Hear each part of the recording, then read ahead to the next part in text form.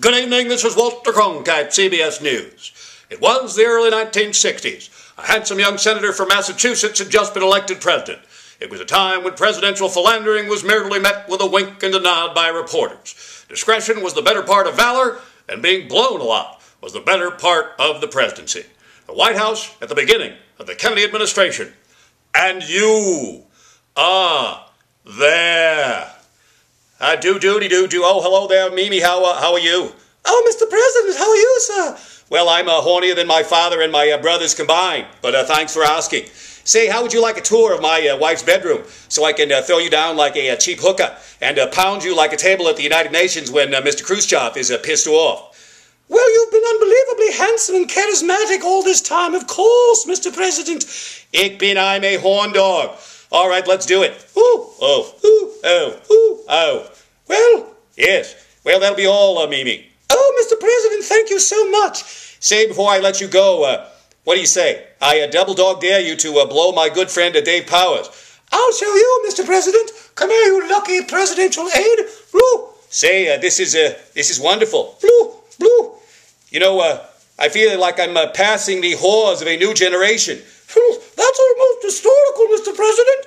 And also rather hysterical. You know, I'm known for my playful sense of humor. Yes, Mr. President. Say, Mimi, now that you've helped me out with Dave, how would you like to help me out with my little brother Teddy? I don't think so, Mr. President. Well, why on earth not? He's a little chubby drunk whose penis would probably taste like stale, skunky beer and sweat.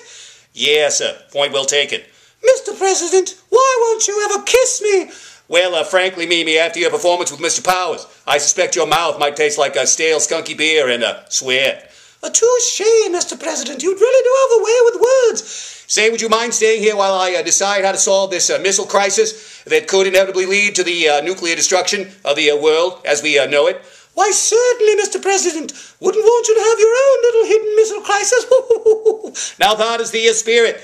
Ask not who your country can blow for you. Ask who you can blow for your country. Somebody ought to write that down.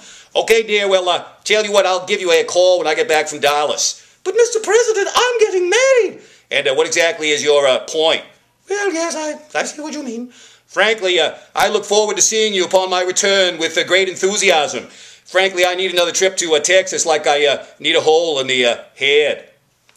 The president's remarks foretold the awful outcome in Dallas, Texas. There would be no more blowjobs in the White House for generations to come. Because frankly, who in the hell would want to blow the people who came after Kennedy? Johnson, Nixon, Ford, Jimmy Carter, give me a freaking break.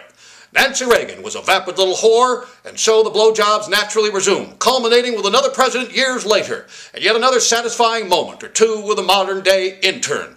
Not nearly as classy, definitely twice as chunky. But it all began in the 1960s. And you were there. This is Walter Cronkite, CBS News. Good night.